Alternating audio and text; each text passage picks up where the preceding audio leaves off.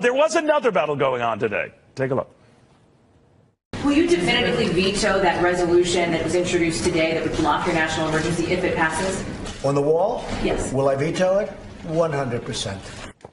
Well, House Democrats are still planning to introduce a resolution aimed at overturning the president's emergency declaration to build that wall. We've got Florida Republican Senator Rick Scott joining us. Senator, thank you for coming. The president says he would stop that any way he could, but Democrats are still intent, and at least 8 states and their attorneys general are looking to do just that. What do you make of all this? Well, first off, I don't think it's the president's first choice was to use his emergency power, but his job is to keep us safe. The Democrats, you know, I've been in D.C. for a little less than 2 months. The Democrats will say, "Oh, we want border security." They just won't fund it. They say we want to take care of the DACA kids. They just won't do it.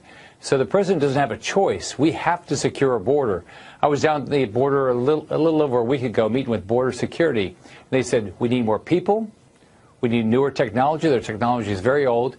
And we need some barriers to direct people where they should be coming in so we can make sure we have legal immigration and don't have illegal immigration.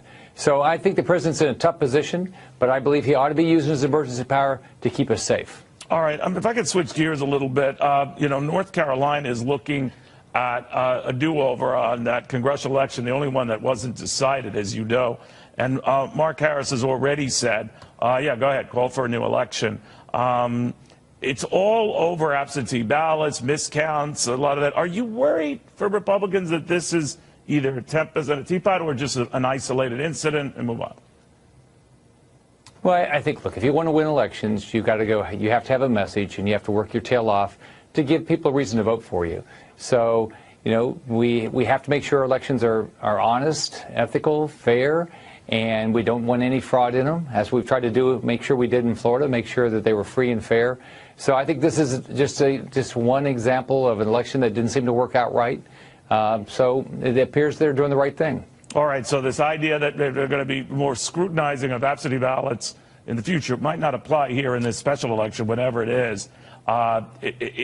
Is it something that both parties should pay more attention to? This was, again, the president, a lot of North Carolina officials are saying in this district, isolated. The sacred right to vote, that it should never be diluted by somebody doing something wrong. We've got to be very careful, especially when we have mail-in ballots, that there's no fraud involved. So I think we have to be very careful with mail-in ballots and these absentee ballots. Okay. Let me step back, and we were talking about the markets at the start of the show and the economy, optimism on the trade front and everything else. What is I mean, you gained your fortune, you know, in the healthcare arena and some of the promising signs and technologies that went with that. Some have said we are beginning to see that again now, and a lot of that is propelling this activity, that it was too far the other way back in December. What are your thoughts on that? Well, look, when I was in business, I worked to make sure that I was tried to be at the leading edge of whatever was going to take care of my customer.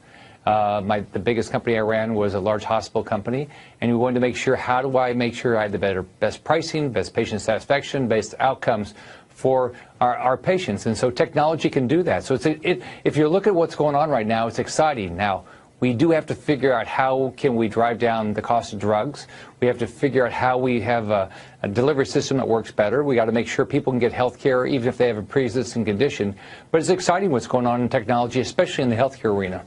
Real quickly, Senator Bill Weld, the former Massachusetts governor, is planning on challenging the president for the Republican nomination. Others could follow, maybe not a lot of others, but what do you think of that? Well, look, I think the president has worked his tail off to try to make it better. He's living up to his campaign promises.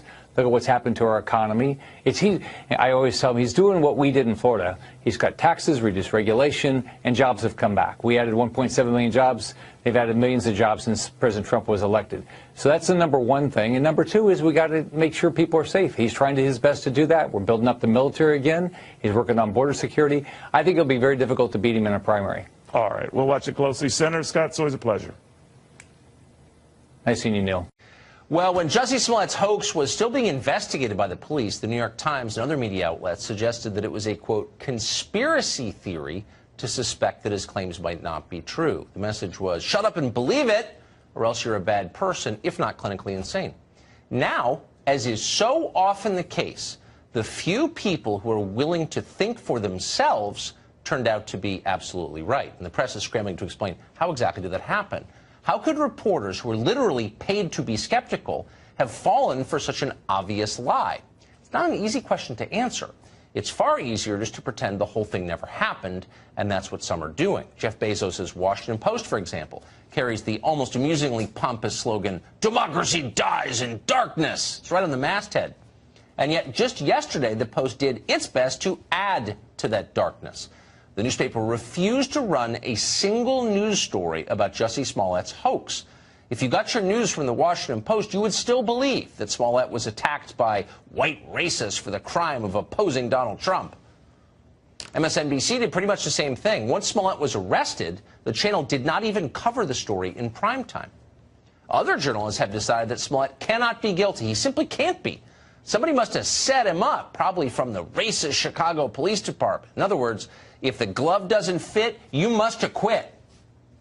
I think we need to see some of the evidence. I think it's very concerning that all of these leaks came from the Chicago Police Department. So frankly, all we have is leaks from the Chicago Police Department, now what they said in this press conference, and what Jussie Smollett and his team have said. This police department did in 2016 openly, through their union, support Donald Trump. So to have a police department that hasn't been as cooperative as they have been this round, do not openly give information, do openly lie and mishold information in cases, and then to know that they are have openly supported Donald Trump in the 2016 election, a lot of activists on the ground are saying, wait, what's going on here? Who do we believe out of these two suspect people? So was it a racist conspiracy from the Chicago Police Department? That's a little far, even for a lot of people on cable news. So those people conceded that, yes, perhaps Jussie Smollett's claims weren't entirely factually true. But so what? They could have been. Actual Trump supporters may not have assaulted him on the street in Chicago, but they would have if they could have. If it is true, didn't he in fact attempt to paint the MAGA supporters as these racist and homophobic people? I think I have to disagree with you there. If the story is true, that... Yeah. Well, but Michelle, I have to respectfully disagree. I think MAGA supporters have painted themselves as that. I mean, when you look at footage, when you hear things they say, this is the honest to goodness truth, and we have to be bold enough to call that out. So this is the new official story, the one you're going to be hearing for a long time, the one your kids will be learning about in school. And it's this. A specific hate crime may not have happened in this case, but hate crimes overall are incredibly common, and the incidence of them is rising. So the lesson of Jussie Smollett isn't to be more skeptical of hate crimes, but to be more credulous. CNN wants that to be your takeaway from the whole thing. It doesn't matter that its anchors slandered and defamed almost half the country over a lie. There's a much more important point here. Listen. This is an America where hate groups, hate crimes are on the rise. The reality is there has been a rise in hate crimes. There has been a rise of intolerance. We know that hate crimes are on the rise. A lot of people don't want to accept that. They want this to be trumped up. So the problem with what you just heard is it's a crock. It's totally false. In fact, it's provably untrue. Anyone who says otherwise, like the people you just heard, is either intentionally misleading you or doesn't understand the numbers, and that would include most journalists. Type in the phrase hate crimes into Google, and you will see story after story claiming that thousands of these atrocities take place every year in our country, and the incidence of them is rising. A story in Vice News yesterday, for example, claimed that in 2017 there were 7,175 hate crimes in America. Now, reporters almost never do their own statistical analysis for stories like this. They tend to be bad at math. In fact, that's why they're journalists in the first place and not in private equity making real money. So instead, reporters take their numbers wholesale from partisan activists who pose as researchers or from wholly fraudulent organizations like the Southern Poverty Law Center. These groups use moral panics to gin up fundraising. They get rich doing it, so of course they continue. The problem is there aren't that many hate crimes occurring in this country. It's just not a very hateful place, so they have to make them up. How do they do that? They do it, and this is key, by counting accusations as crimes. An accusation is not the same thing as a crime. It's not even close. So if I accuse you of committing armed robbery, that does not mean a robbery occurred. You have to be convicted of it. And once you are, I can count what you did as a crime. Otherwise, it's just something that you said. It doesn't mean anything.